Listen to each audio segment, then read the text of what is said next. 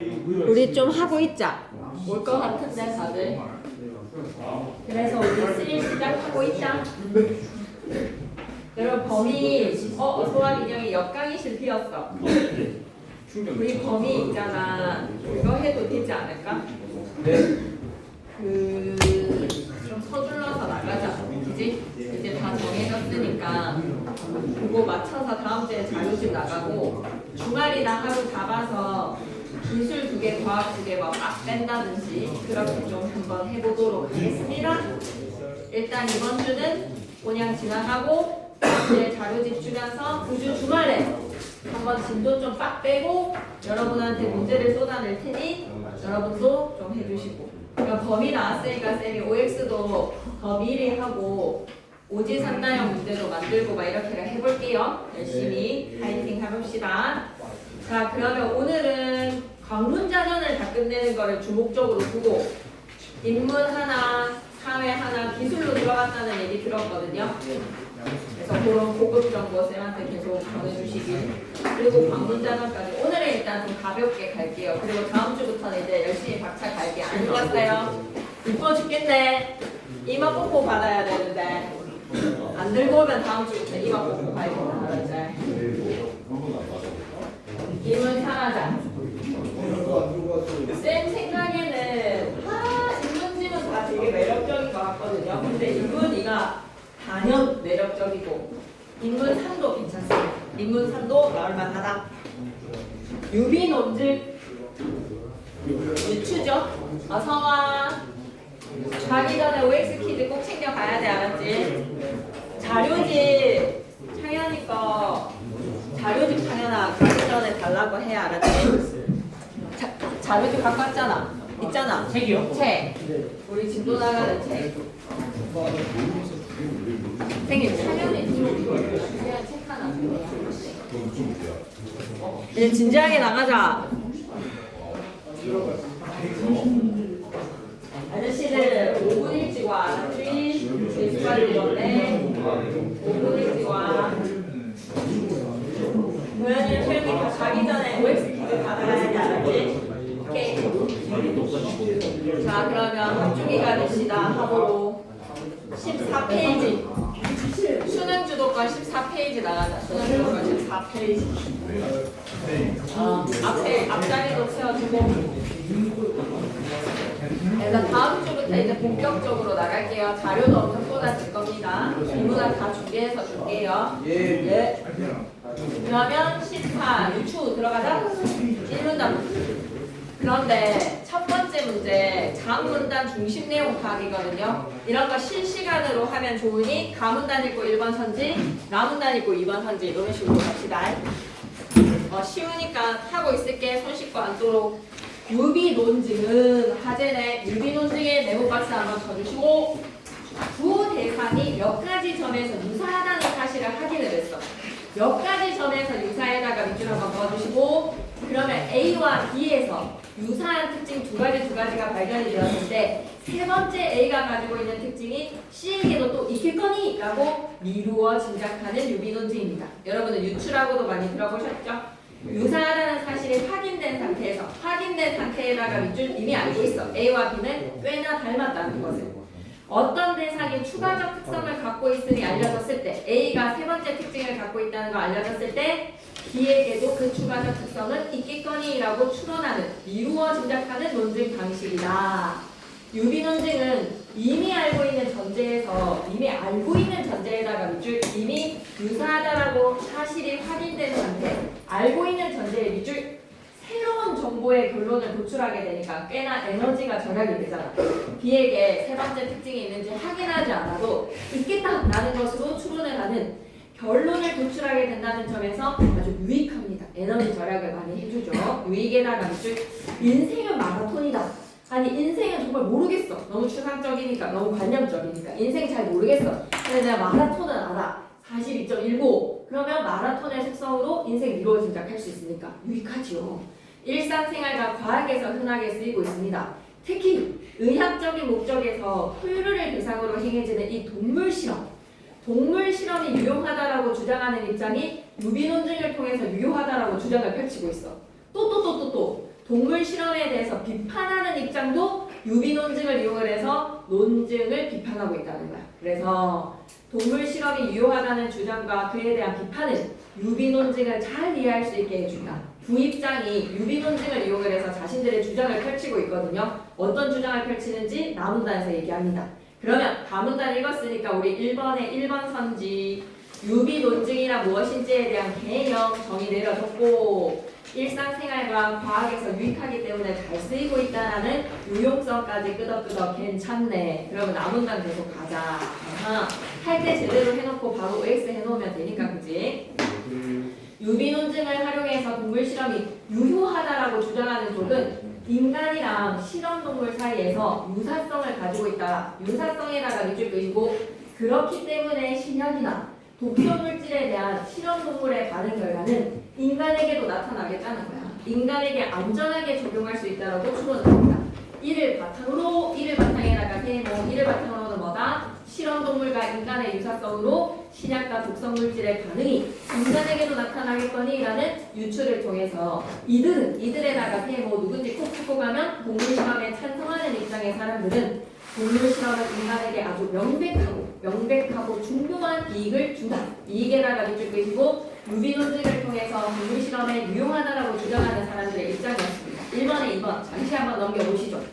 동물 실험의 유효성을 주장을 하는 사람들이 유비 논증을 활용을 해서 주장을 하고 있다는 거. 오케이. 그러면 다문단으로 가야 되겠어. 2번 선지 끄덕끄덕이야. 그러면 다문단 가기 전에 우리 실전 메모로 잠시 정리 좀 하고 가자. 유비 논증에 대한 정의 다시 한 번 더. 이미 알고 있는 전제 A와 B가 꽤나 닮았다라고 유사의 사실이 확인된 상태에서 새로운 정보가 추가되었을 때 새로운 정보는 다른 대상에게도 있겠거니라는 결론으로 도출. 동물 실험이 유효성을 지니고 있다라고 주장하는 입장은요. 인간이랑 실험동물은 유사하기 때문에 동물 실험은 인간에게도 중요한 이익을 줄 것이다. 다문단 가자. 도출한 새로운 정보가 차례 가능성을 유비 논증에서는 개연성이라고 불러. 개연성에다가 자그마하게 별도.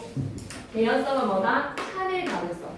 도출한 정보니까 도출한 새로운 정보니까 진짜 A가 가지고 있었던 그 세 번째의 특징이 B에게도 있겠거니라고 했는데 진짜 B한테 있는 거야.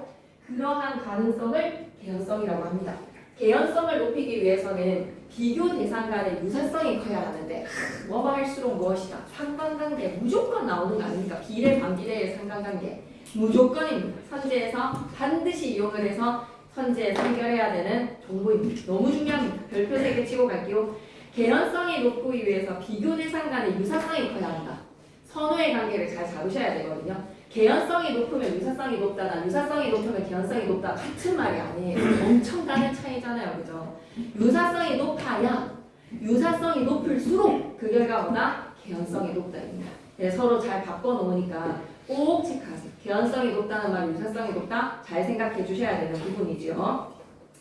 개연성이 높기 위해서는 비교 대상 간에 꽤나 많이 닮아야 합니다. 개연성을 높이기 위한 방법은 뭐라고요? 유사성이 높아야 된다. 근데 이 유사성은 나대의 법비, 비문학 지문에서 나대의 법비 안 이용하는 출제자 없습니다. 반드시 출제자들은 나대의 법비 너무 사랑합니다.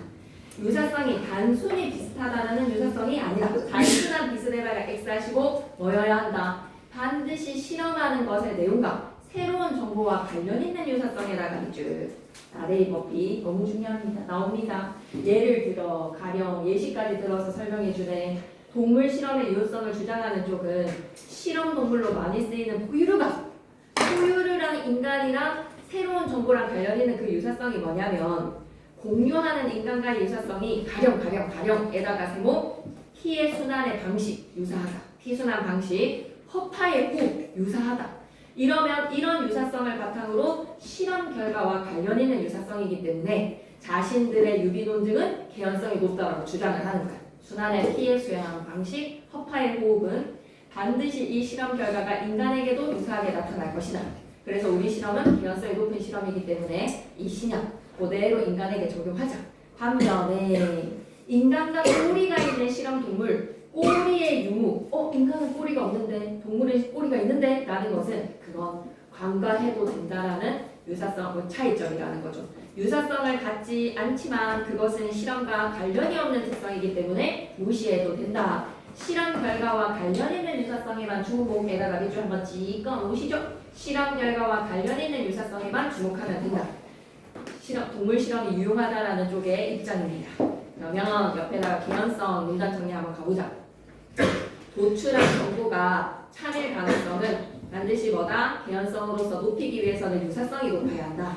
새로운 정보와 관련해서 비교 대상 간의 유사성이 클 때 유비논증의 개연성도 높아지기 때문에. 그러면 다문단을 읽었으니까 3번 선지 보고 올까?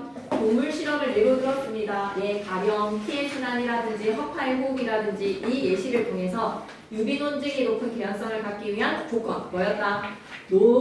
높은 개연성을 갖기 위한 조건은 유사성.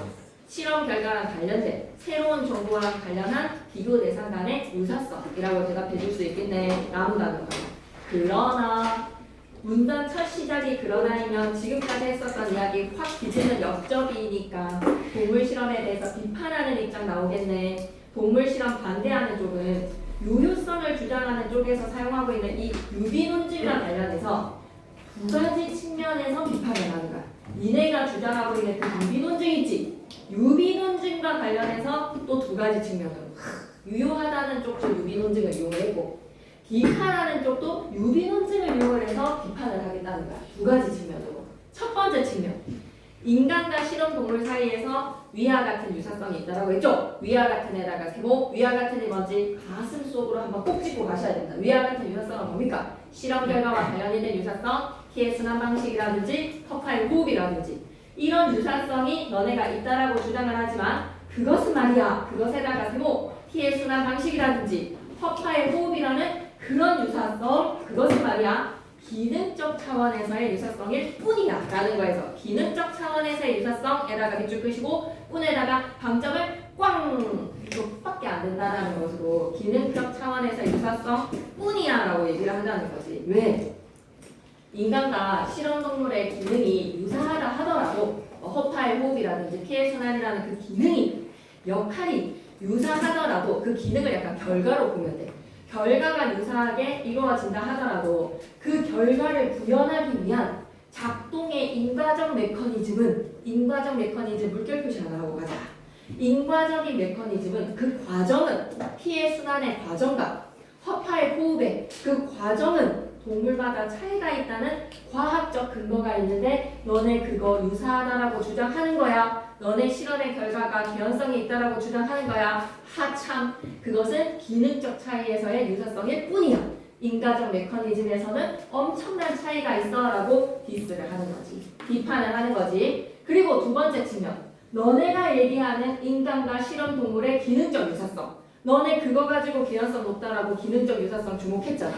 기능적 유사성에서만 주목을 하면서도 막상 인간과 동물이 고통을 느낀다라는 그 기능적 유사성은 왜 또 배제하는 거니? 왜 또 무시하는 거니? 필요한 기능적 유사성만 생각하는 거야? 인간은 자신의 고통과 달리에다 가로로 묶으시고 쌤은 달리가 나오면 항상 가로로 묶는 습관이 좀 자동으로 되어 있어서 차이점의 주목으로 가야 된다라고 엄청 노이로제가 걸려있거든. 왜냐면 항상 가치 정보로 선지를 바꾸기 때문에 선지에서도 A와 B 모두 블라블라 A와 달리 B는 블라블라 B와 달리 A는 블라블라 워낙 많이 나오는 선지이기 때문에 일단 달리를 가로로 묶고 좀 차치를 해둡니다.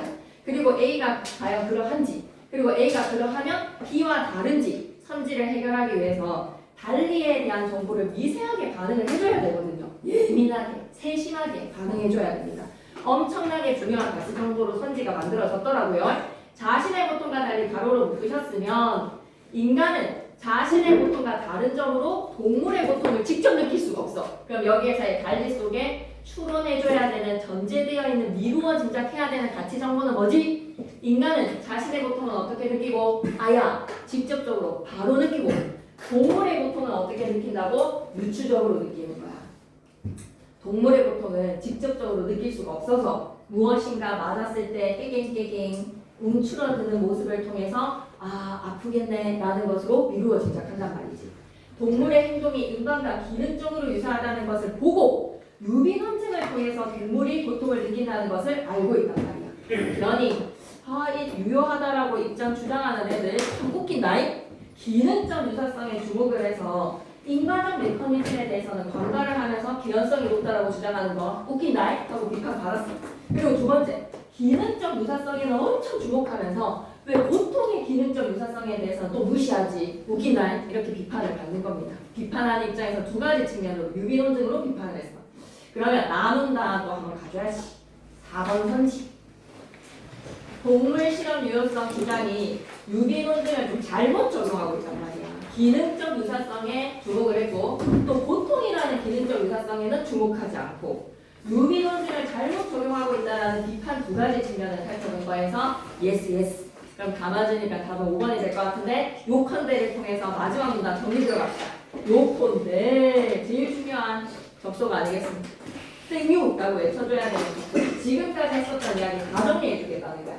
라문단 앞에서 얘기했던 그 첫 번째 비판에 대해서 한 줄 요약 정리를 해보자면 즉슨 동물 실험의 유효성을 주장하는 유비논증의 개연성이 낮다고 지적하는 반면에 동물 실험의 유효성을 주장하는 그 유비논증이 오히려 개연성이 낮다. 왜? 기능적 유사성에만 주목했지 인과적 메커니즘의 유사성을 간과했으니까 개연성이 높다라고 입 다무세요. 그런 말 하지 마세요라고 개연성이 낮다라고 지적하는 측면 하나.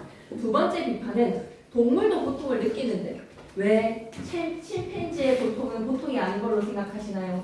왜 포유류의 고통은 고통이 아니라고 생각하시나요? 라는 것은 윤리적 문제를 제기를 한 거지. 윤리적 문제에다가 찍!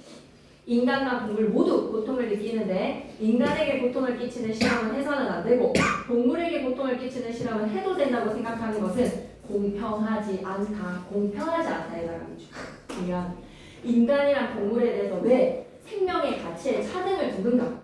인간은 더 생명이 고귀한 건가? 그건 아니라는 불공평에 대해서 얘기했습니다. 결국 생각 윤리성의 문제도 일관되지 않게 쓰인 유비논증의 문제에서 비롯된 거야. 그래서 유효성을 주장하는 사람들은 뭘 놓친 거지? 유비논증을 일관성 있게 적용했었어야 돼. 기능적 차원에서의 유사성을 얘기하고 싶으면 인과적 메커니즘의 유사성도 갖고 왔어야 되고 기능적 차원에서의 유사성을 주장을 하면 고통의 유사성도 생각했어야 되고 일관되지 않게 지네한테 유리한 쪽에서의 인과적 뭐라고만 유비 논증만 사용하고 있다는 거야. 일관성이 없다라고 아닌 거지. yes. 그러면 또 오른쪽을 가봐.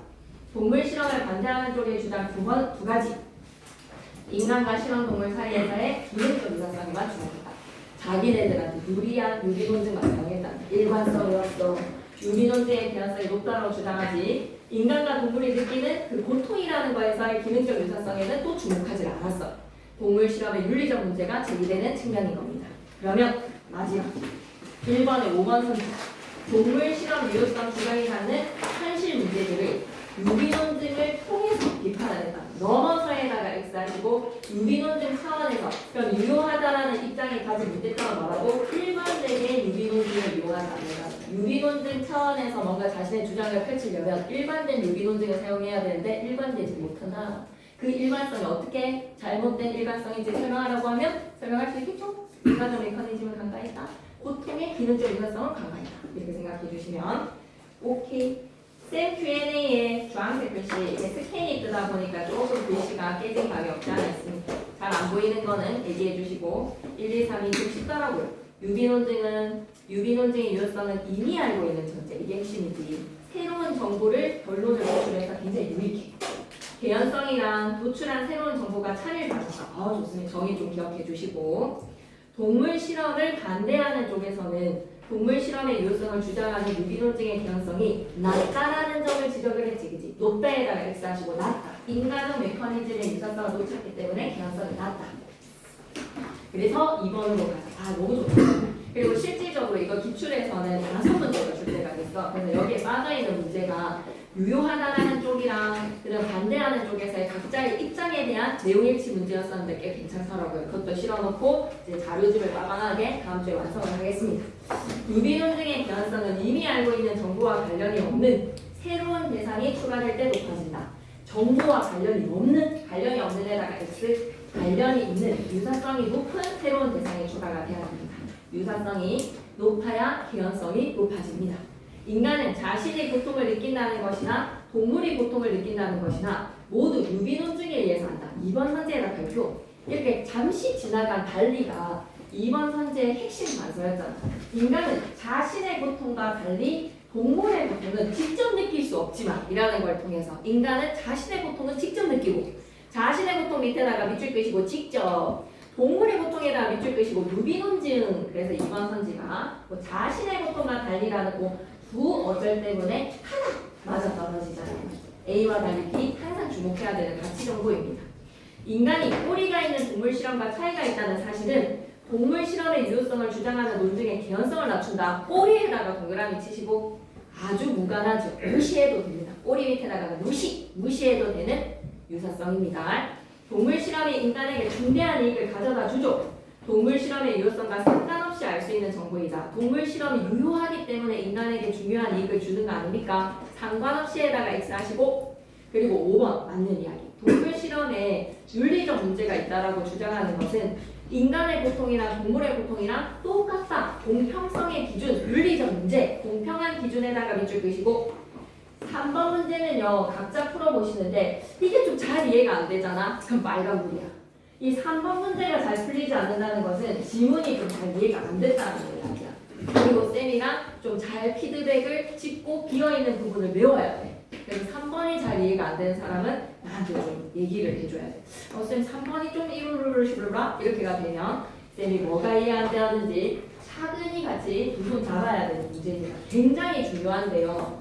굉장히 놓친다면 놓칠 수 있는 내용이거든요. 그래서 설명 안 할 거예요. 3번에 크게 별표 하나 치시고 잘 보시길 바랍니다. 왜냐면 단답형으로 좀 바꿀 수 있고 이런 건 단답형 짧게 답을 내는 거에서 이상한 거 짝지으라는 것으로 충분히 번역이 가능하기 때문에 반드시 이해라고 좀 적어주겠니?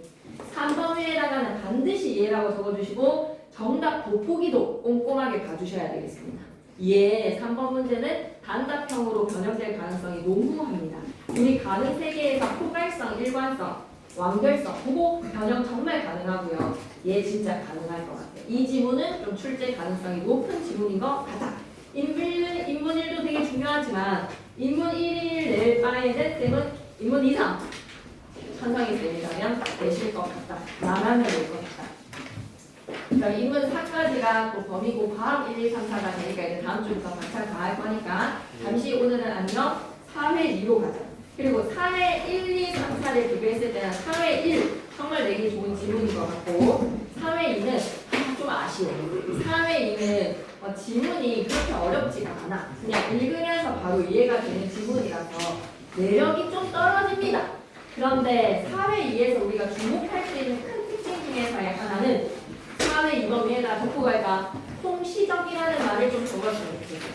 이 법의 자연법의 권위가 중세에서 근대, 19세기, 현대에 이르기까지 통시적으로 어떻게 흘러왔는지 시간의 흐름에 따라서 대상의 변화가 좀 일어나. 그 주인공을 자연법이라고 생각했으면 좋겠어요. 법과 정의의 관계에서 말이야. 그래서 통시적이라는 말을 잘 기억하시면서 1문단 들어갈게요. 법과 정의의 관계는 법학의 고전적인 과제 가운데 하나이다. 때와 장소에 관계없이 시공간 초월이라는 말을 바꿀 수 있겠지. 이런 본문 안에서의 말을 다른 문장의 유의어로 바꿀 수 있어야 되는 것이 그런 것이 그냥 비문학 독서의 능력이라고 생각하시면 됩니다. 때와 장소에 관계없이에다가 밑줄 끄시고 누구에게나 보편적에다가 밑줄 한번 꺼주시고 받아들여질 수 있는 정의롭고 도덕적인 법 정의에다가 밑줄 도덕에다가 밑줄 그런 걸 여러분이 떠올리는 건 굉장히 자연스러운 일인데 전통적으로 이런 법에다가 세고 치시고 이런 법이 어떤 것? 시공간 초월해서 보편적으로 정의롭고 도덕적인 법 자연법이라고 논의가 되어왔습니다. 자연법에다가 네오박스 중심화제 따란 자연법은 인위적 개정이 아니야. 나대의 법이라고 했잖아. 얼마나 중요해. 인위적에다가 X 인간의 경험에 앞섰다. 경험에 앞섰다. 두 글자로 뭐라고 하지? 선언. 선생님 할 때 선자. 먼저 선자 사용해서 선언적이다라고 합니다. 경험에 앞선 거 두 글자로 선언. 본질에다가 밑줄. 신의 법칙, 우주의 질서, 인간의 본성에 근원을 두고 있다. 본질적이고, 근원적이고, 근본적인 것. 그거 바로 뭐라고? 자연법. 특히.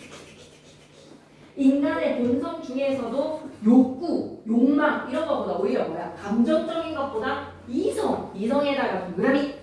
다시 말해서 이성이라는 것은 어떤 거? 신의 법칙.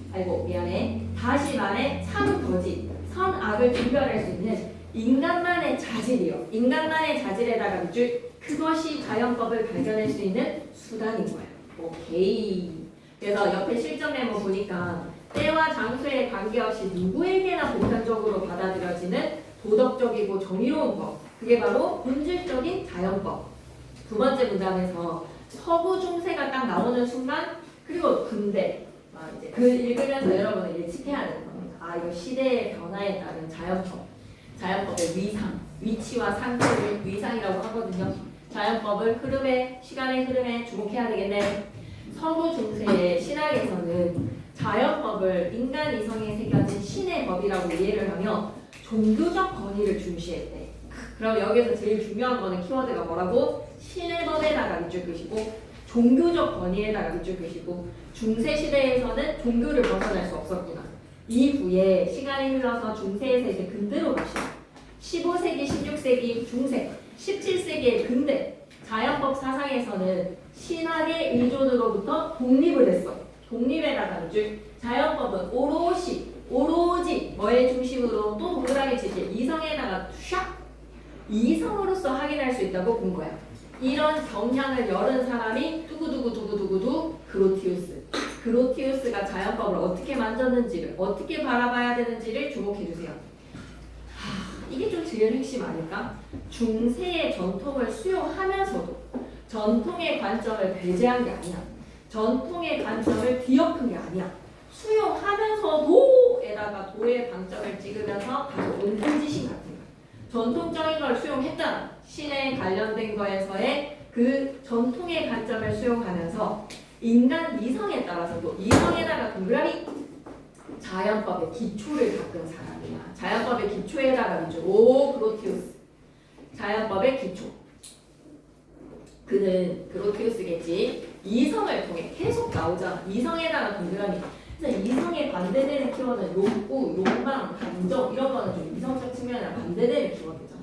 그러니까 자연법은 이성을 기반으로서 이성을 통해 확인하고 인간의 본성에 합치하는 본성에다 동그라미. 근데 이 본성이라는 것이 좀 이성적 측면에서의 이성을 통해 확인이 되는 인간 본성에 합치되는 규범. 합치는 반대말로 뭐 충돌, 모순. 이성에 충돌되고 모순되고 아니야. 오히려 이성에 부합하고 이성에 합치되는 법규범이 자연법이다. 자연법이자 신의 의지. 그러니까 신을 완전히 배제시킨 건 아니라 전통을 수용을 했으니까. 그치? 신의 의지에다가 이 자연법은 신의 의지다. 하지만 너무 근원적이고 본질적인 것이기에 신도 건드릴 수는 없어. 변경할 수 없는 변경에다가 X, 본질에다가 밑줄. 너무 근원적인 것이라서 건드릴 수가 없는, 침해할 수가 없는, 불가할 수 없는. 이성의 올바른 인도를 통해 이성에다가 동그라미. 자연법에 도착하게. 이성이 올바르게 인도를 하면 자연법으로 가는 거야. 내가 하고 싶다고 다 하는 그런 감정 중심이 아니야. 이 자연법은. 국가와 실정법을 초월하는 규범이 자연법이다. 누구의 관점이죠? 그로티우스. 국가와 실정법을 초월해나가 밑줄 것이고 제일 밑바닥의 법에는 신도 건드릴 수가 없는데 뭐가 있다는 거야? 자연법. 이성으로부터 인도가 된 자연법이 있다는 거야. 두 번째입니다. 옆으로 눈을 돌려봐. 자연법 사상에 대한 그로티우스의 주장은 뭡니까? 이성으로 자연법으로 갑니다. 이성을 통해서 확인이 되고 인간의 본성에 부합하고 합치가 되는 규범. 국가와 실정법이 초월을 하는 규범. 그게 건드릴 수 없는 자연법이다. 서구 중세에서 근대로 가면서 자연법의 생각이 어떻게 달라지는지. 중세에서는 종교적 권위안의 자연법이었다면 근대에서는 신학의 의존으로부터는 독립됐지만 신의 의지라는 측면에서 전통을 수용하면서 신도 변경할 수 없는 근원적인 규범의 자연법을 바라봤다. 세 번째 문장 갈게요. 그로티우스가 활약했던 시기. 그런데 앞에서 국가와 실정법을 초월했다라고 얘기하면서 새로운 화제 실정법이라는 세부 화제가 좀 제시가 되었어. 그러면 실정법이랑 자연법이랑 차이점에 당연히 주목해야 되지 않을까. 그리고 인간들이 시간의 흐름에 따라서 자연법과 실정법을 대하는 태도도 달라지지 않을까. 좀 주목해야 되겠어. 이 그로티우스의 활약 시기는 종교 전쟁의 시기였어. 종교 전쟁의 시대에다가 밑줄 긋이고 이 소용돌이 종교 갈등 속에서 어떠한 법도 존중받지를 못해. 왜? 전쟁이니까. 전쟁이니까 법이 통하지가 않아. 그런 소용돌이의 상황을 보게 되고 자연법에 기반을 두자. 제발 인간들아 이성을 찾아라. 이성이 인도해도 우리 자연법으로 그렇게 마음대로 전쟁 안에서 폭행을 저질러서는 안 된다라는 목소리를 내고 싶었던 게 그로티우스였던 거야. 자연법의 기반에다가 비줄 것이고 어떠한 종교 가리지 않아. 가톨릭, 개신교, 비기독교 할 것 없이 모든 종교 모두가 받아들일 수 있는 딱 뿌리가 있어야 한다라는 게 그로티우스의 생각이었어. 모두가 받아들일 수 있는 규범에다 가로로 묶으시고 이런 초월은 바로 뭐다? 이런 근원과 이런 본질은 뭡니까? 자연법이죠. 나아가에다가 세모, 게다가 그리고 또한 첨가의 접속어입니다. 이렇게 이루어진 모두가 받아들여지는 규범의 법 이렇게 이루어진 법의 자연법의 원칙으로 각국의 이해관계를 조절하고 전쟁의 참화도 막고 인류의 평화와 번영은 구현된다, 실현된다라고 믿었던 거지. 평화와 번영. 지금의 이 갈등의 상황에서는 뭐가 필요하다? 규범이 필요하다. 이러한 그의 사상은 1625 전쟁과 평화의 법이라는 저서를 나왔습니다. 이 책에서는 전쟁을 일으키고 싶다면 이래야 돼 라는 계절의 요건과 전쟁 중에 지켜야 하는 행위, 이성의 끈을 놓지만 않은 것들을 다루었고 그에 대한 이론적 근거로서는 그 뿌리가 뭐가? 자연법 개념의 기초를 다졌다. 자연법 개념의 기초에다가 밑줄 이 자연법의 개념을 바탕으로 국가법도 나와지는 겁니다. 국제법이 나왔겠네요. 국가 간의 관계를 규율하는 법에다가 밑줄 끄시고 위에다가 주황색 글씨 있지만 우리 손으로도 국제법이 만들어집니다. 그래서 그로티우스를 국제법의 아버지라고 부르는 거지. 자연법을 중단으로 두어서 좋았어. 옆으로 눈을 돌려봐봐. 실전되고 그로티우스가 자연법을 바탕으로 이 혼란한 시기 지금의 이 갈등의 시기에 평화로 가자. 그 평화는 뭐가 필요하다? 자연법. 국가 간의 이해관계를 조정을 하는 관계 규율의 이론 국제법을 구성을 한 겁니다. 이론법을 기초를 다져서 말이야. 자연법을 기초를 다져서 말이야. 다와가 신의 권위에서 독립한 이성의 법에는 신의 권위에서 독립에다가 밑줄 끄시고 신의 권위만 가로로 묶어서 밑에다 뭐라고 적을 거야? 중세. 신의 권위에서의 종교적 권위가 중시가 되었던 신의 권위의 중세. 거기에서 이제 독립되면서 근대에서 이성의 법에다가 밑줄 그 속에는 뭐가? 인간이 중심이 되는 거야. 인간의 권리가 그 핵심에서 자리를 잡았고 이는 근대 사회의 중요한 사상적 배경이 된 겁니다. 네, 중요한 사상적 배경은 인간의 권리. 한 예시로요. 1776년 미국의 독립선언에서도 자연법의 영향이 나타나고 더욱이 프랑스 대혁명기의 인권선언에서도 자유권, 소유권, 생존권, 저항권 다 뭡니까? 인간의 권리, 불가침의 인간의 권리, 자연법적 권리를 선포를 한 거죠. 이처럼 자연법의 사상은 근대적 법 체계를 세우는 데 중요한 기반을 제공을 했어. 이성을 중심으로. 이성이란 키워드 놓치면 안 돼. 특히 자유와 평등의 가치가 법과 긴밀한 관계를 맺도록 하는데 이바지를 해준다. 이바지라는 말을 두 글자로 바꾸면 이바지했다라는 거. 긍정적 영향. 좀 더 자세하게. 이바지. 어떤 말인지 하고 와닿지. 의의는 근데 와닿지 않아. 그럴 때마다 긍정적 영향이라고 생각하면 돼. 얘가 가진 좋은 점, 장점도 들 수 있겠지. 자연법이 이런 일을 했네 라고 생각하면 되는 거야. 자연법의 예시 두 가지, 미국의 독립선언에 영향을 미친 예시, 프랑스 대혁명계 인권선언에 영향을 미친 예시, 이 두 가지를 통해서 쭉 뽑아내면 자연법은 근대적 법체계를 세우는 데 중요한 기반을 제공해줬네. 자유와 평등의 가치가 법과 긴밀한 관계를 맺도록 이바지해줬네. 옆으로 돌아가세요. 자연법 사상이 근대 사회에 미친 영향, 근대적 법체계를 세우는 데 기반을 제공했다. 그 예시가 독립선언문, 인권선언문. 5번째입니다. 그러나가 나오는 순간 이제 바바바밤. 지금까지 잘했어. 자연법 참 좋아요 라고 좋아요를 막 눌러주는 그러나 19세기부터 해서는 자연법의 좀 아쉬운 점이랄까 한계랄까 19세기에서는 말이야 근대는 17, 18세기거든요. 중세의 15, 16세기 종교적 권위 이성을 통한 종교에서의 권위로부터의 독립 근대 그러면서 이제 19세기 들어서자 현실적으로 자연법이 좀 디스를 당했네. 자연법을 명확히 확정하기 어렵다에 따라 좀 근원적이고 본질적인 거는 좀 명확하지가 않잖아. 주관적이잖아. 그러한 디스를 피할 수가 없었구나. 자연법을 명확히 확정하기 어렵다에다가 밑줄 그런 비판 속에서 자연법 사상이 19세기에서는 태조를 맞이했어. 태조에다가 밑줄 이때 비판의 선봉에 섰던 거는 뭐다? 두구두구두구두구 법률 실증주의. 실증적으로 빵빵빵빵 망치를 쳐야지 법이다. 이 가시적인 법에 대해서 이야기해 법률 실증주의가 등장을 할 겁니다. 법률 실증주의는요, 형식적인 거 굉장히 좋아하네. 입법기관에서 제정해라. 입법기관에서 제정해라가 그럼 이거 뭐야? 인위적 제정이네. 입법기관에서 누구가 반환을 할 것이고 이 법에 대해서 서로 합의를 하고 법으로 하자라는 거에서 땅땅땅 망치질을 치는 원래 인간이 가지고 있었던 근원적이고 본질적인 그런 법이 아니네. 이런 법은 입법기관에서 제정을 한 것이네. 현실적으로 효력을 받는 법률이 실정법만이 법으로 인정될 수 있다. 실정법만이 법으로 인정해라가 밑줄 것이고 드디어 나왔구나. 아까 두 번째 문단에서의 실정법. 실정법을 초월하는 게 자연법이다라고 바라봤는데 이제 19세기에서는 자연법은 좀 명확히 규정이 안 되니까 우리가 법률 실증주의로 확실히 입법이 된 법만이 실정법만이 법이다라는 관점을 가지자라고 주장을 하는 게 19세기입니다. 이에 따르면 법률 실증주의의 관점에 따르면 입법자가 밑줄 꺼줘야 돼. 합법적인 절차에다가 밑줄 인위적 제정이야. 이 말인즉슨 합법적인 절차로 제정한 법률은 그 내용이 어떻든지 간에 절대적인 법에다가 밑줄. 근데 그 앞에 말이 더 중요하지 않니? 내용이 어떻든 간에 내용이 어떻든은 물결 표시할까?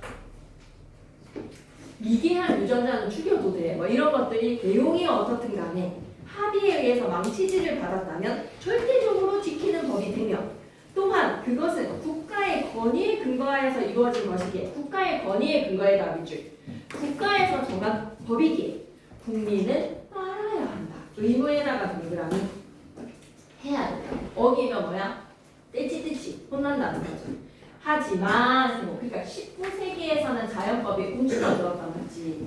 그래서 인간이 가지고 있는 근원적인 것에 대해서 좀 인간이 가진 권리에 대해서 좀 강화되기도 한 것이 19세기네.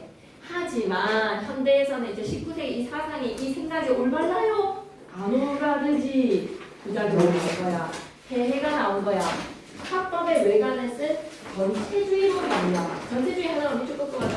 전체주의 부작용 문제점 이걸로 말미암아 참혹한 전쟁을 겪었습니다. 넘기지 마시고 옆에 거 하고 가세요.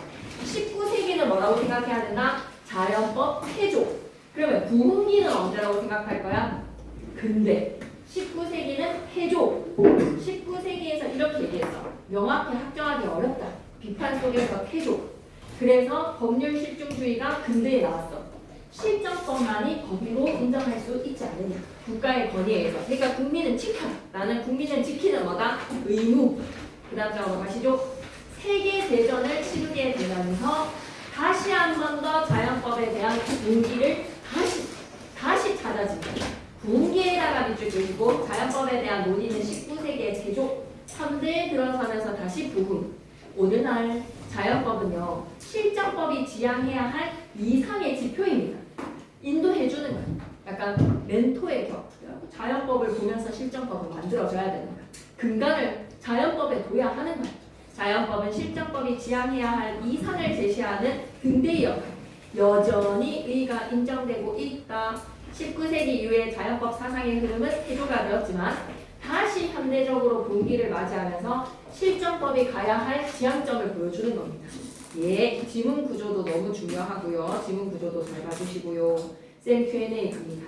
자연법은 인위적으로 제정되는 것이 아니라 yes. 인간의 경험에 앞선 선언의 본질이다. yes. 그로티우스는 실정법을 바탕으로 국가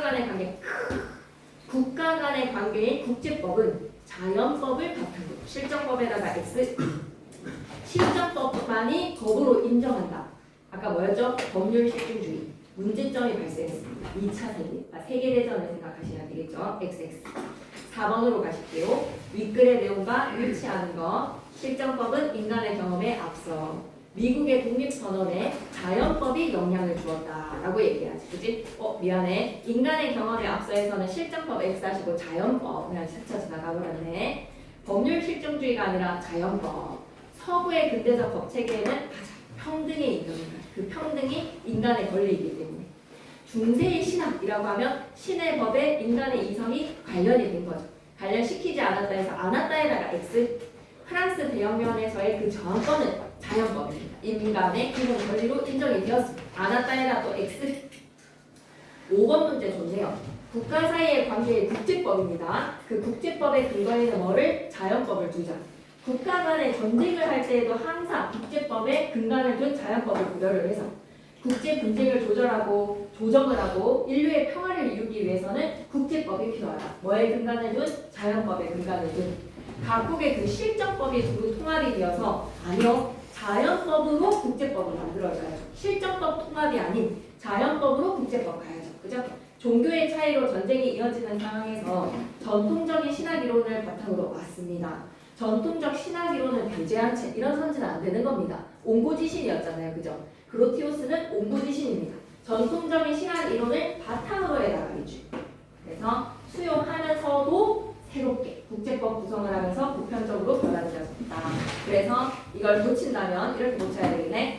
종교의 차이로 전쟁이 이어지는 상황에서 전통적인 신학 이론을 바탕으로 국제법을 구성하면 보편적으로 받아들여질 수 있다로 고쳐주시고 6번으로 갈게요. 자연법 사상 다 써. 국가의 권위만이 자연법에 제한해둘 수 없다. 신도 건드리지 마. 신도 변경할 수 없다. 그래서 권위만에다가 X. 윤리나 도덕과 관련이 있는 없는 에다가 X. 자연법은 인간의 본성과 부합, 일치.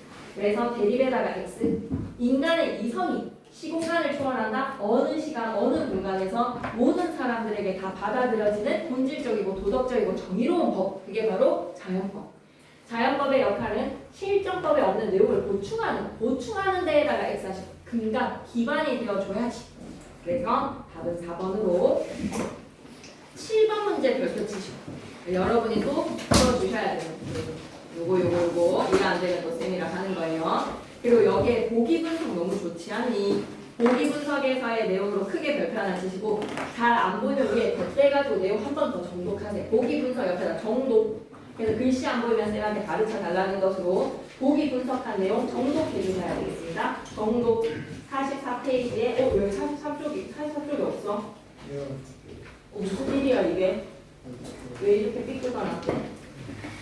오늘 복사 받은 사람들 44페이지 없으면 7번 별표 치시고 그 밑에 정리되어 있는 보기 분석 정독 꼭 하셔야 됩니다. 아시겠죠? 그리고 8번의 어휘 문제도 한 번씩 보시고 어휘 문제 천상이 쌤 좀 내실 것 같거든. 어휘 문제. 그래서 읽으면서 만약에 단어 나오는데 모르겠는 단어는 형광펜으로 밑줄 그어서 쌤한테 물어보든지 네이버 찾아보든지 꼭 단어 정리 한번 하셨으면 좋겠어요. 이음절로 바꾸는 한정한 단어들 있죠. 시련, 구현 이런 것들 정리하셨습니다. 다음 시간부터 이제 박차가게 오늘 광문자전은 잘하고 갑시다. 네. 과학문자전에서 나올 시험 출제 요소 얘기해보자. 빨리 하고 빨리 맞춰줄게. 너무 괴로워. 얼마나 힘든 줄 알아? 힘들어하는 사람에게 억지로 괴롭힘을 주는 것 같아. 웃으면서 깜짝깜짝. 얘들아 근데 아무리 바빠도 이 단원이 내용과 형식의 유기적 단계거든. 근데 김양호 선생님은 안 읽으셨다 하더라도 이 단원의 학습 목표는 좀 알고 방문자전을 가야 되기 때문에 페이지 28페이지 한번 공부 가시고 수업 시간에 아예 이 페이지는 안 읽었어. 29페이지는 읽었으면 중요해. 네, 중요합니다. 그러면 우리 먼저 적고 가시죠. 이 단원의 문학의 내용과 형식은 두 개를 묶어. 내용과 형식 밑에다가 이렇게 적고 가자. 유기적 관계라고 했다. 내용과 형식은 뗄래야 뗄 수 없는 유기적 관계입니다. 광문이가 너무 신이 있고 정의롭고 매력적인 사람이야. 신분도 미천하고 비천하고 거지에 아무것도 가진 게 없는 못생긴 흉물인데도 말이야. 그런 광문이가 가지고 있는 내면의 품성이 광문이와 관련된 에피소드식에서의 형식으로 인해서 부각이 되잖아. 그러니 내용과 형식 밑에다 뭐라고 적고 간다? 유기적 관계라고 적어야 돼. 광문이의 상품의 덤데미의 인자창을 보여주기 위해서 박지원은 그때 당시에 사용하는 일대기적 구성에서의 전의 형식과는 다른 에피소드식 구성을 택했다. 그게 너무 중요합니다. 문학과 작품의 내용과 형식은 긴밀하게 연관되어 있는 유기적 관계예요. 누군가에게 자신의 마음을 어떻게 전달할지 고민해 본 적 있나요? 지금 여러분은 제임을 사용한다면 쌤 때는 세이클럽. 그런데 여러분은 좀 진지하게 여러분의 효과적으로 말함을 전달하기 위해서 어떤 고민의 내용으로 어떤 형식으로 표현을 할지 넘어갑니다. 29페이지 좀 중요해. 1. 문학작품은 어떻게 구성이 될까? 어떻게 구성에다가 밑줄 뜨시고 밑에다가 내용적 요소, 형식적 요소 두 가지를 적어야 돼. 어떻게 구성 밑에다 뭐라고 적어간다? 내용적 요소, 형식적 요소. 그럼 뭐가 내용이고 뭐가 형식인지 나눌 수 있어야 돼. 어떤 요소들이 내용이고 어떤 요소가 형식인지. 문학은 내용과 형식으로 이루어진 언어예술이거든. 문학작품의 내용은 인간의 삶에 관련된 탐구에서 비롯돼. 문학작품에서의 내용의 요소들은 뭐냐? 주제, 소재, 등장인물들의 가치관, 인생관, 사상, 사회문화적 상황 이런 것들이 내용적 요소들이야. 이러한 문학작품의 내용이 문화적, 관습적으로 형성된 문학 고유의 언어 형식, 언어를 사용해서 표현이 되는 겁니다. 그러면 이런 내용들을 구현해주는 형식의 요소에는 뭐가 있을까? 시를 쓸지, 소설을 쓸지, 희곡 시나리오를 쓸지, 수필을 쓸지, 갈래, 그리고 짜임새의 구성, 그리고 글투의 문체, 그리고 사용되는 시점, 표현 기법, 분율, 영탄을 통해서 표현할까, 도치를 통해서 표현을 할까? 표현 기법에 따라서 뭐도 달라진다는 거야? 효과도 달라진다는 겁니다. 아시겠죠? 두 번째, 문학의 내용과 형식의 관계는 어떨까? 문학 작품의 내용과 형식은 서로 긴밀하게 연관되어 있는 구조적 결합물이다. 작가는 독자들에게 익숙한 관습적 내용과 형식을 사용하면서도 심리적 가치를 실현할 수 있는 개성적인 방식으로 작품의 내용을 표현한다. 그렇다면 문학 작품의 내용과 형식을 이루는 요소는 서로 어떻게 관련이 되겠어? 뗄 수가 없는 거야. 예를 들어줄게. 사랑손님과 어머니를 떠올렸을 때 6살짜리 오케이 시선으로 엄마랑 사랑방 아저씨의 사랑을 관찰해서 서술을 해. 공건적 윤리와 인간적 감정 사이에서 갈등하는 어머니와 사랑손님 간의 그 사랑이 어찌 보면 이거는 뭐냐? 불륜이야. 그런데 순수한 사랑으로 묘사가 된다는 거야. 왜? 6살짜리 아이의 1인칭 관찰자 시점으로 인해서. 그래, 시점과 주제가 관련을 맺고 있다. 이렇게 내용과 형식은 뗄래야 뗄 수 없는 관계로서 효과적 구현에 기여를 한다는 거. 효과적 구현에 기여를 한다. 여기에서 광문자전에서 여러분은 효과적 기여를 뭐를 생각하셔야 된다? 광문이의 밴데미는 일대기적인 출생부터 죽음까지 이르는 일대기적 구성의 전의 형식이 아니야. 에피소드식, 병렬적 구성을 통해서 부각되는 거야. 3. 작품을 읽을 때 무엇에 염두를 둘까? 문학작품을 잘 읽는 방법 가운데 하나는 문학작품의 내용과 형식이 기계적으로 분리될 수 없는 긴밀한 관계라는 사실을 인식을 하고 문학작품의 내용과 형식 모두의 주의를 기울여라. 내용이나 형식 어느 한 측면에서만 주목을 하여 문학을 이해하는 것은 작품의 일부만을 수용하는 것이 된다. 문학의 내용과 형식에 대한 이해를 높이고 작품의 내용이 작품의 형식적 요소와 어떻게 어울리는지 파악을 하면 감상을 한다면 작품 감상의 뜻과 감동은 깊이를 더할 것이다. 오라니 페이지까지 선생님이 또 오리라고 된다고 안 하는 분들도 잘 들어주세요. 36페이지 갑니다. 광문이에다가 동그라미 밑에다 뭐라고 적고 가자. 왜 광문이 있나? 제자가인형 인물아니죠. 재주 많고 엄친아 엄친 딸들이 대부분의 고전 소설에서의 주인공입니다. 재주가 많고 아름다운 사람입니다. 아름다울 가자. 그리고 재주. 이런 인물이 아닌 광문이 밑에다가 뭐라고 적는다? 거지. 비천하고 미천한 인물이 주인공이다. 그게 박지원의 게임 시작사상이다. 알았지? 그래서 작품 선정 이유를 보면 작품의 배경, 사회적 배경은 조선 후기 사회예요. 조선 후기 배경에다가 이제 실학에 눈을 뜨는 실용적 측면에서 조선 꼰대의 유교적 사상이 답이 아니다. 유교적 사상이 답은 아닌 것 같은데 라는 생각이 대두되기 시작했어. 거진 광문의 이야기를 담은 고전소설입니다. 이 작품의 서사 구성 방식에다 밑줄 그시고 미리 답을 쓰자. 돼지꼬리뿅 에피소드식 병렬적 구성이라고 적자. 에피소드식 그리고 병렬적 구성이 광문이라는 인물의 특성을 보여주는데 기여를 하는 거야. 문학작품의 형식과 내용의 긴밀한 연관성을 파악할 수가 있어. 뭐라고? 에피소드식 병렬식 구성이야. 작품의 개관으로 가는데 우리가 한번 생각해봐봐. 미스터방에서 백주사랑 미스터방이 만난 거에서의 현재의 상황에 백주사의 관점으로 봤을 때 미스터방이 너무 훤칠해졌어. 신수가 훤해졌어. 그래서 신기루 장수 방산복의 이야기를 떠올리는 장면이 있잖아. 과거의 삶이. 그래서 그 부분을 쌤이 좀 잘 짚어줄 테니까 그러한 구성 방식이 방산복이의 미스터방 출세 이게 더욱더 부각이 된다고요. 그러한 구성 방식이. 계속 내려갈게요. 갈래 측면에서는 여러분 한문 소설이고 주목하셔야 돼요. 한문 소설이라는 즉 왜? 실학 사상이 반영이 된 조선 후기의 한글 소설이다라고 하면 이게 게임 소설이니까 한글로 지어진 소설일 것 같다 헷갈릴 수 있거든요. 원래 한글 아니면 한문 이런 것들이 헷갈립니다. 한문 소설입니다. 그리고 풍자 소설에다가 밑줄 끄시고 마지막에 운심이라는 기생이 별도강이라든지 고위간직의 사람들, 공무원들 앞에서는 새침하잖아. 그런 사람들은 정말 좀 옷소매나 길게 치렁치렁하게 입는 탁상 공론에만 빠져있는 양반 꼰대들이잖아. 그 양반 조선 후기의 양반 꼰대들을 광문이를 통해서 더욱더 비판할 수 있는 거예요. 그래서 풍자적 요소가 담겨 있습니다. 사실적, 비판적, 풍자적에서 풍자적에다가 밑줄 풍자의 대상은 많이 부각되지는 않았지만 누구라고 생각하면 된다? 양반 옷소매 긴 조선 꼰대 양반들이요. 조선 후기고 한양의 종로 저작거리가 배경입니다. 여러분 인간상에서 가장 중요한 것은 뭐다? 광문이를 통해서 우리는 배웠어. 신의에 나간 줄 사람이 의리 있게 살아야 되는 거야.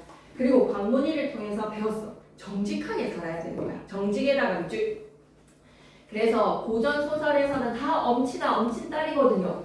하지만 박지원의 소설에서는 제자가인형 인물이 주인공입니다. 제자가인에다가 밑줄 그시고 비천한 인물이 주인공입니다. 비천한 인물에다가 밑줄 한번 꺼주시고 조선 후기 사회 모습을 사실적으로 그려냈다. 사실적에다가 밑줄 그시고 좀 우울해 보여가지고 쌤이 마음이 좀 졸린데 안개로 빨리 끝낼 거야. 거지인 주인공의 인품을 예찬함으로써 이거 밑줄 가요. 상대적으로 양반 사회에 대한 빠크 풍자 효과에다가 밑줄 쭉 작품 구성 가자. 광문이가 첫 번째 일화는 거지 아이를 죽였다라는 억울한 누명을 쓰게 됩니다. 거지 아이를 죽였다는 누명에다가 그래서 매를 맞고 무리에서 쫓겨나게 되는데 그 의로움을 알아본 집주인이 광문이를 거두어들여서 약국 부자한테 아르바이트 추천서를 써줘. 그래서 약국 부자는 광문이가 성실하다라고 생각했는데 어느 날 돈이 없어진단 말이야. 그 범인을 광문이로 의심을 합니다. 하지만 광문이는 묵묵하게 견디고요. 광문이의 그 억울함이 다 아니네라는 거에서 무고함이 밝혀지고 광문이에게 사죄를 하는 또 약국 부자가 좀 진솔한 사람이다, 그지? 사죄와 반성을 딱 솔직하게 하는 사람. 그러면서 사람들 입에는 약국 부자도 좋아요를 눌러주고 광문이도 막 좋아요를 받으면서 릴스가 떡상을 했어. 그래서 광문이의 릴스가 사람들 입에 이제 오르내리기 시작한 거야. 인기 급상승의 동영상이 된 겁니다. 결말에 광문이가 그렇게 신이 있는 사람으로서 인플루언서가 된 겁니다. 신의에다가 줄, 진실에다가 줄. 그래서 사람들이 다 광문이를 좋아하게 되고 광문이가 또 사람들 사이에서 중재도 잘해주고. 그래서 기생문심이다. 광문이의 장난에만 탈출을 준다라는 그런 이야기로 감상열기에 갑니다. 광문자전에서 신분은 비천하지만 정직하고 소탈하여서 세상에 널리 알려진 광문이의 이야기를 담은 고전소설. 내용과 형식의 관계에 주목해서 작품을 감상해보자. 한양 종로 저작거리 배경이야. 진짜 금방 끝내줄게. 광문이라는 단은 거지였다. 거지에다가 밑줄 끄고 전형적 주인공은 제자가인형 인물인데 고전소설의 제자가인형 인물과는 거리가 멀다.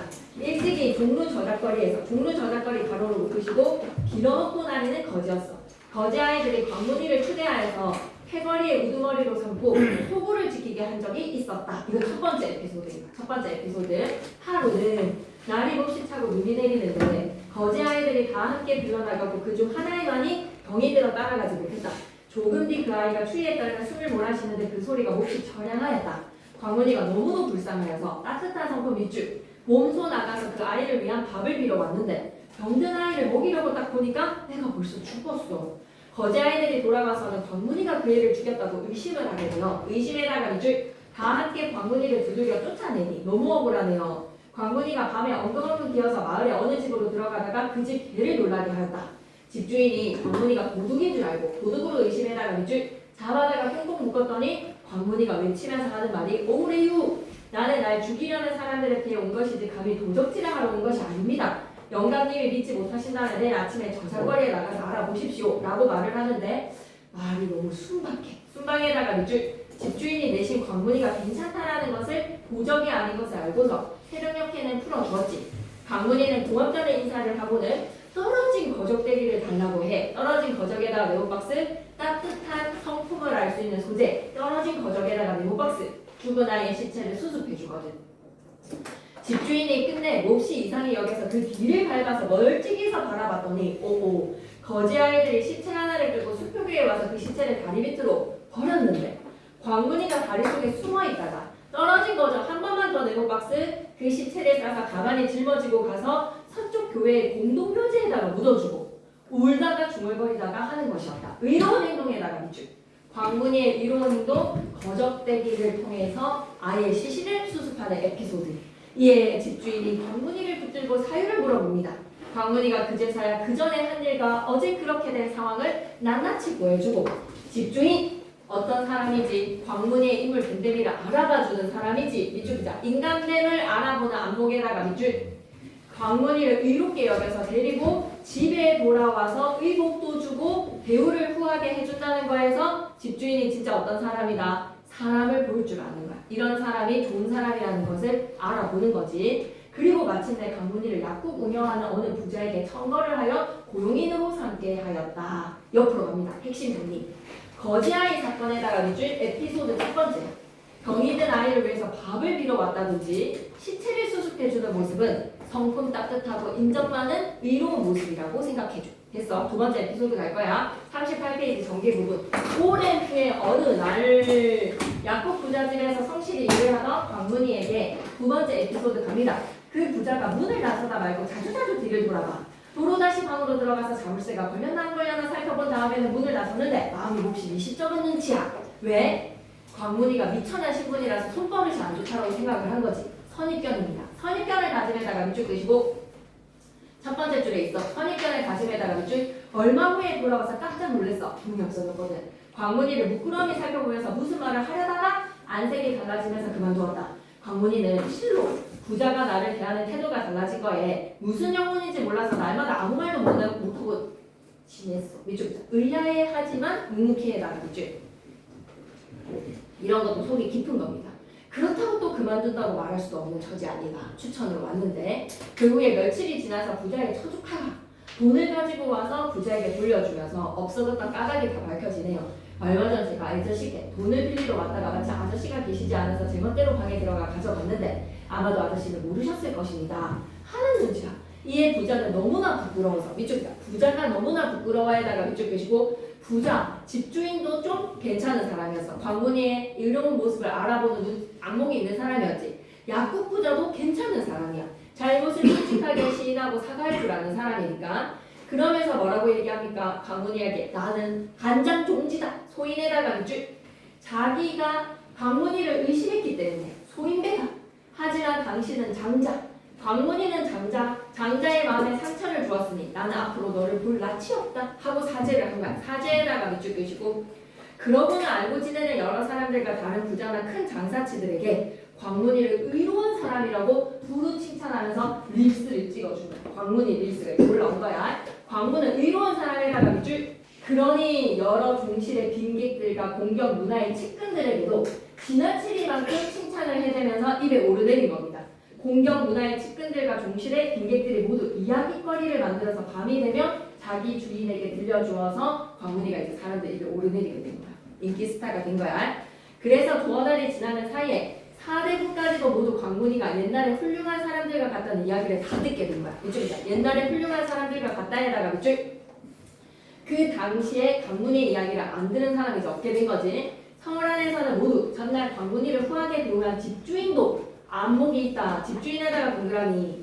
현명하여서 사람을 알아본 것을 칭송함에다가 밑줄. 아울러 약국의 부자에다가 동그라미. 장자라고 더욱 칭찬에다가 밑줄. 세 명이 이제 인기 있어. 이름이 이제 유퀴즈 나가는 거죠. 광문이에 대한 소문이 널리 퍼지게 되었고요. 사람들이 광문이를 후하게 대우한 집주인도 칭찬하고 약국 부자도 칭찬하고 이렇게 사람들 사이에 입에 오르게 되었습니다. 두 번째 에피소드 뭐였지? 도둑으로 의심. 도둑 의심. 돈을 훔쳤다고 의심. 이렇게 생각하자. 자, 그럼 옆으로 가봐. 읽기 좀 할게. 다 왔어 이제. 약국 부자가 광문에게 사죄한 까닭은 뭐다? 돈을 훔쳐갔다고 의심에다가 집주인은 인물을 알아보는 안목이 있었다. 의문 명부를 알아보는 안목에다가 밑줄. 약국 부자는 잘못 시인 사과. 밑줄. 이제 마지막 에피소드 가자.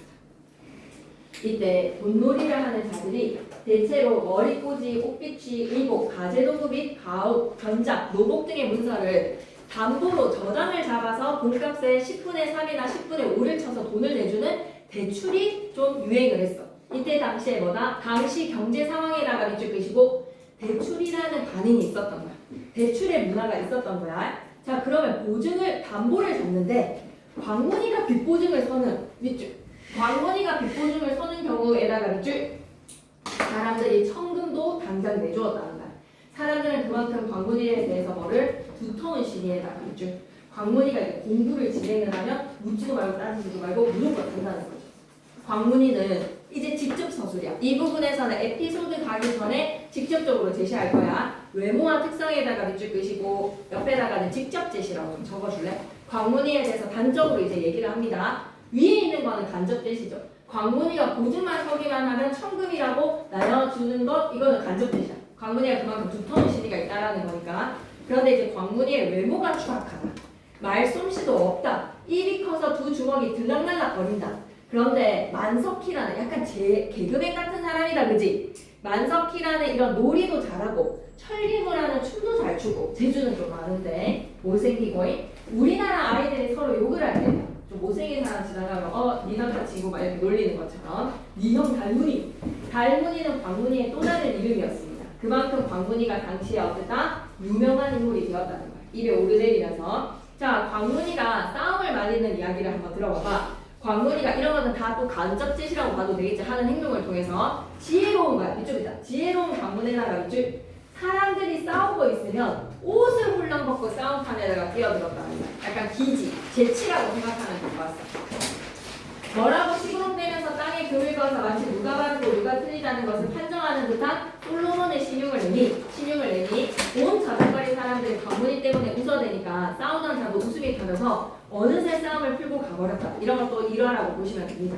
자, 근데 광문이가 나이가 40이 되었는데 머리를 닦고 다녔어. 머리를 닦고 다녔다에다 밑줄 끄시고 장가를 못 간 거야. 장가를 가라고 남들이 권하면 광문이가 하는 말, 이 말을 통해서 광문이의 됨됨이가 드러나죠. 세 줄 묶어서 별표 하나 치시고요. 그래서 평등의식이라고 적어놓자. 간접 제시야. 잘생긴 얼굴은 누구나 좋아하는 거 아닙니까? 사내만 그런 것이 아니라 여자라도 잘생긴 남자를 좋아한다. 그러기에 나는 못생겼는데 아예 용모를 꾸밀 생각을 하지 않는다. 이쪽 자, 용모를 꾸밀 생각을 하지 않는다에다가 이쪽 호박에다가 줄 끊는다고 수박되지 않으니까 용모를 신경 쓰지 않겠다라는 거야. 그러니 어느 여자가 나같이 못생긴 남자랑 살고 싶겠는가라는 것으로 남녀 모두 잘생긴 사람, 예쁜 사람을 좋아한다라는 평등의식을 가졌지. 오케이. 남들이 집을 가지라고 권하면 뭐라고 얘기하느냐? 부모, 형제, 처자도 없는 1인 가구인데 나에게 무슨 집이 소용이 있겠는가? 더구나 나는 아침이면 소리 높여서 노래를 부르면서 저작거리 시내에 들어갔다가 저물어지면 부귀한 집 문간에서 자리게 보통인데 서울 안에 집의 호수가 8만 호야. 내가 날마다 자리를 바꾼다 해도 8만 가구의 집 대문 앞에서는 다 못 자게 된다라는 것으로 내 집은 조선의 8만 가구. 욕심이 없네. 욕심을 얽매이지 않고 에다가 밑줄 마음의 자유에다가 밑줄 서울의 8만 가구가 다 자기 집이다. 부산역에 내리면 캐리어로 섬을 쌓은 할머니가 한 명 있거든. 캐리어 2중 3중으로 있잖아. 문 열고 나와 얼마째.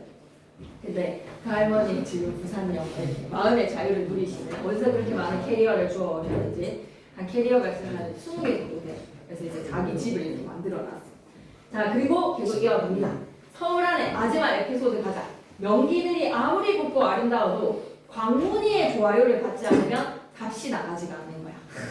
광문이가 인정을 해줘야 돼. 광문이가 이 기생 괜찮다라고 인정을 해줘야지 광문이에 대해서 사람들은 다 신뢰하네. 이쪽이다. 광문이의 안목을 높이는 사회라는 줄 광문이가 예쁘다고 하는 기생이 뜨는 거야. 예전에 궁중의 우리맘, 갑전의 별감, 구마도의 청지기, 이거 밑줄이자. 청지기들이 옷소매를 늘어뜨리고 에다가 밑줄 쭉 끄시고 밑에다 풍자대상이라고 했다. 청지기들이 옷소매를 늘어뜨리는 건 뭐야? 되게 관념적인 유교 꼰대들이라고 생각해. 운심이라는 인기 기생을 찾아갔는데 유명한 기생. 대청에서 술자리를 벌이고 검은고를 타면서 운심이더러 춤을 추라고 막 재촉을 해도 운심이는 일부러 늦장을 부리면서 선뜻 춤을 추지 않았어. 그러다가 광문이가 밤에 그 집으로 가서 대청 아래에서 어슬렁거리다가 마침내 자리에 들어가서 상좌했어. 윗자리 상좌에다가 윗줄. 그러니까 사람들은 되게 청지기 사람들이니까 당황하겠지. 왜 입국컷 안 당했는지 좀 불만이었을까. 보디가드들 뭐하냐고 입밴해야 되는데 광문이가 비록 해진 옷도 입고 있고 행동에 조금의 꺼리낌도 없이 의기양양해. 의기양양에다가 밑줄. 못생겼는데 당당한 거야. 눈가는 짓무르고 눈코까지 끼어져 있고 취한 척 구역질을 해대고 헝클어진 머리로 북상투를 튼 채였는데 말이야. 온 자상이 어디 이런 거지가 지금 이 클럽 안에 들어왔냐고 실색을 하고 광문이에게 눈짓을 하면서 쫓아내려고 하였는데 광문이가 더욱 앞으로 나아가서 무릎에 장단을 쳐줬어. 곡조를 맞춰서 높으랑 낮으랑 콧노래를 부르는 순간 운심이는 이 반주에 이제 동한 겁니다. 곧바로 일어나서 옷을 바꿔 입고 광문이를 위해서 칼춤을 한바탕 추었다. 그리하여서 온 자상이 파티원들이 제대로 즐겼네요. 즐겁게 놀았을 뿐만 아니라 광문과 벗을 맺고 헤어졌다. 모든 사람들이 광문이의 인간성에 매료당하는 겁니다. 확인 문제 갈게요. 광문이는 병들어 죽은 거지아이의 시체를 수습했습니다. 다리의 밑으로 던진 거는 다른 거지아이들이었죠. X. 광문이가 돈을 훔쳤다고 의심했던 사람 약국 부자. 하지만 잘못을 시인하고 사죄했죠. 광문은 용모와 말솜씨가 뛰어나서 사람들에게 후한 대접을 받았다. 아니, 용모와 말솜씨가 없어. 비천해. 하지만 사람들은 그의 됨됨이를 알아준 거야. 광문은 남녀가 인간으로서 대등한 권리를 지닌다라고 생각한 사람 맞아. 평등의식, 따뜻하고 신의가 있는 인물이야. 이런 따뜻하고 신의가 있는 광문이를 뭐로? 에피소드식 구성으로 보여준 거야. 다 써. 광문이의 가치가 크게 별표하다. 첫번차 결혼에 연연하지 않는 남녀 평등 사상. 남자가 여자의 외모를 보는 것과 같이 여자도 남자의 외모를 볼 수 있다. 그러니 이 못생긴 나와 누가 결혼을 할 것인가? 물질에 대한 소유가 없어서 조선 8만호의 대문이 다 내 집이다. 마음의 자유를 누리면서 살아갑니다. 광문이의 발언을 통해서 알 수 있는 것은 물질이 없는 사람, 욕심이 없는 사람, 마음의 자유를 누리면서 살아가는 사람. 작품의 구성상의 특징 별도 3개. 무조건 시험에 나옵니다. 내용과 형식의 연관성, 분기성. 학습활동에서 나올 건데요. 거짓 때, 우두머리 때 겪었던 일은 죽였다라는 의심으로 인해서 매를 맞고 쫓겨났다가 도둑으로 오해를 받고 그리고 그 집주인에게 사람 볼 줄 아는 안목을 가진 집주인에게 그 집에서 후한 대접을 받고 약국으로 가죠. 근데 약국에서 또 도둑으로 오인을 받게 되지만 또 다 오해가 풀립니다. 싸움을 말리는 방식이라든지 지혜롭죠.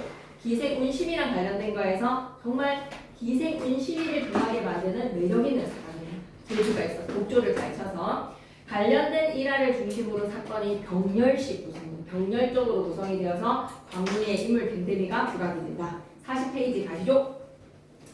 강문자료를 읽고 강문이의 특성을 정리해봐라. 나와줘야지. 외모는 추악하다. 추악에다가 밑줄. 행동은 근데 어때? 선의의 행동이라든지 묵묵한 행동, 지혜로운 행동, 그리고 그가 하는 말들. 신의와 마음의 따뜻, 남녀 평등의 사고방식, 재물에 욕심이 없는 무소유, 마음의 자유를 누리는 사람. 2번에다가 크게 별표 하나 쳐주시고 1화 4가지 잘 기억하세요. 사람을 죽였다는 누명을 쓰고도 버려진 거지아이의 시체를 공동묘지에 묻어준다는 것. 이 일을 알게 된 집주인이 광문을 의롭게 여겨 후히 대우하고 약국 부자한테 청거를 한다. 두 번째, 약국 부자에게 돈을 훔쳤다는 의심을 받지만 묵묵히 견뎌내고 약국 부자는 광문에게 의심한 것을 사죄하고 광문의 의로움을 널리 칭찬한다. 사람을 싸운다라는 거에서는 싸움판에 뛰어들어서 판정하는 듯한 신용으로 사람들을 웃겨준다. 허름한 차림으로 술자리에 나타난 강문이를 사람들이 처음에는 외면했지만 콧노래에 운심이가 칼춤을 추고 모두가 다 즐겁게 파티를 즐기고 강문이랑 친구를 맺고 싶었다. 구성 방식의 특징에서는 밑줄 그자 관련한 일화를 중심에다가 밑줄, 병렬적 대치에다가 밑줄. 다음은 일반적인 점이야. 일반적 전에다가 밑줄 그어서 일대기적 구성이라고 좀 적어봐봐. 출생부터 죽음까지를 다루는 일반적인 점은 일대기적 구성이라고 해. 출생부터 죽음까지를 다루는 일대기적 구성. 그런데 일대기적 구성이랑 광문자전의 구성은 분명 다르단 말이야. 저는 역사 기록에서부터 생긴 양식으로 입전 인물에 대한 아주 입신양명한 인물에 대한 후세에 전하는 내용들 일반적으로 도입부에서는 전을 왜 짓는지에 대한 동기, 신분, 가계, 내력을 다 밝히고 인물의 행적에다가 마지막으로는 인물의 평가까지 내려 한마디로 이 유명한 위대한 인물의 일대기를 중심으로 교훈과 경계를 전한다면 일대기를 중심에다가 밑줄 하지만 일반적인 전의 형식과 달리 관문자전에서는 어떻다고 밑줄 긋자 인물의 행적과 관련된 일화를 중심으로 해다가 밑줄 그래서 사건이 병렬적이다 보니까 가계 X, 내력 X, 평가 X 이런 게 없어. 이런 병렬적 구성으로 신의와 인정이 있는 광문이의 인물 댐댐이가 부각이 되고 미천한 신분인 광문에다가 밑줄 정직하고 성실하고 신의 있는 인물이 존중받아야 한다라는 새로운 인간상을 제시하는 거야. 위대한 업적을 달성해야지 존중받는 사람이 아니라 사람 자체가 의로움과 신의가 있으면 된다라는 새로운 인물상을 부각시켜준다. 41페이지에 3번 X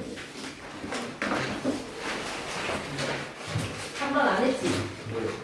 감상 더하기 관문자전 망설일 게 없다. 그래서 오늘 이거 다 하고 이제 이 자료 집안에 들어있는 거 다 푸시면 되잖아요. 그죠?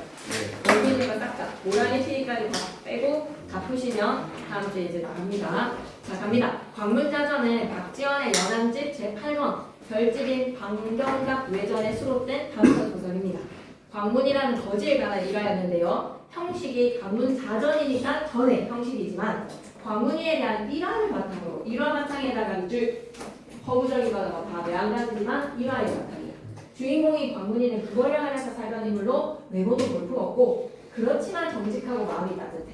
광문이의 일화를 모아서 재구성해서 사람의 품성이 여러분 겉모습이 중요합니까? 겉모습에다가 X 사회적 신분에다가 X 그게 아니라는 새로운 인간상을 얘기해주고 싶었던 거야. 누군? 박지원은 말이야. 이 작품은 조선 후기 사회와 인물의 모습을 생생하게 묘사하여서 사실주의적 작품으로 평가를 받습니다. 사실주의에다가 밑줄 이 작품에서 당시 풍문으로 돌던 광문이라는 사람의 이야기가 생동감 있는 묘사와 현장감 넘치는 대사 그리고 극적인 사건들로 구체화가 되는 조선 후기 고전 소설에 주목할 수 있는 양상이야.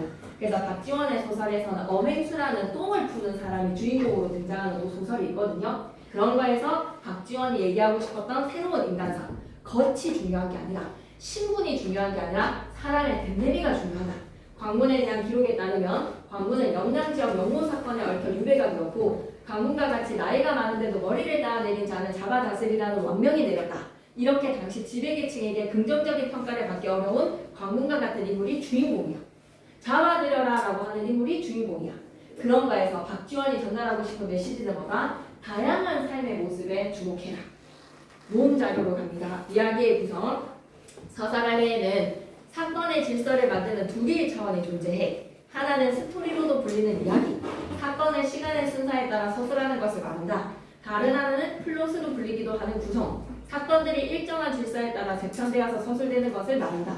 서사 속의 사건들이 시간을 역행하거나 어떤 시간을 축약 또는 생략하거나 확장하여 배열된다면 구성 차원에서 서사가 이루어진다고 할 수 있다. 강문자전에서는 다시 한 번만 밑줄 그어줘. 일화들을 중심으로 사건을 병렬적에다가 밑줄, 인물됨을 부각에다가 밑줄. 이런 구성이기 때문에 인물됨이 부각되는 거예요. 예덕선생전이 바로 그 소설. 엄행수라는 똥지게 푸는 사람, 똥을 푸는 사람이 주인공이야. 오케이, 자료집 하나는 끝내고. 자, 얘들아, 이번 주는 집에 가니까 할 수는 없지만 우리 4월 4일, 4월 5일에 진도를 다 끝내면 엄청 마음이 여유롭지 않을까? 대세김질을 하는 데서 도움이 되기 때문에 이렇게 만약에 일주일이 지나가고 나잖아? 그러면 이제 시험을 그냥 치는 주로 들어간단 말이야. 그래서 2주의 진도를 빼기에는 너무 여러분의 것으로 만들 시간이 없을 것 같아요. 그래서 다음 주는 수요일 정규 수업을 하고 주말에 꼭 보강을 한번 해서 진도를 그냥 좀 쭉 뺐으면 좋겠습니다. 왜냐면 대장간의 여기가 완전 나올 만한 출제 요소는 정말 있거든요. 파수꾼이랑 이런 것들이 다 너무 중요한 작품들이에요. 다 정해졌어. 너무 나올 게 딱 빤해. 그래서 그 빤한 거를 여러분이 좀 빨리 익혀서 문제를 푸는 시간이 필요하기 때문에 이번 주는 어쨌든 집에를 가야 되니까 일단 다녀오시고 다음 주에 4월 1일이 우리의 수요일 수업이죠. 그죠? 2주에 쌤이 진도를 좀 다 끝내주도록 하겠습니다. 특히 문학을 먼저 해놓는 게 더 유리하기 때문에 그래서 금토일이거든요.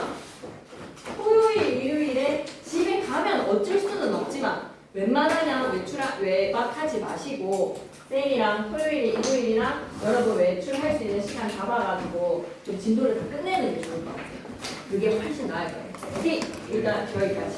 일단 후퇴. 하고 갈 사람들 하고 OX 퀴즈 할 사람들 하고 질문 정리하는 사람들 피드백 받고 그렇게 하자. 어머나 우리 그것 좀 해볼까? 얘 작품 전체를 구해야 될 것 같아.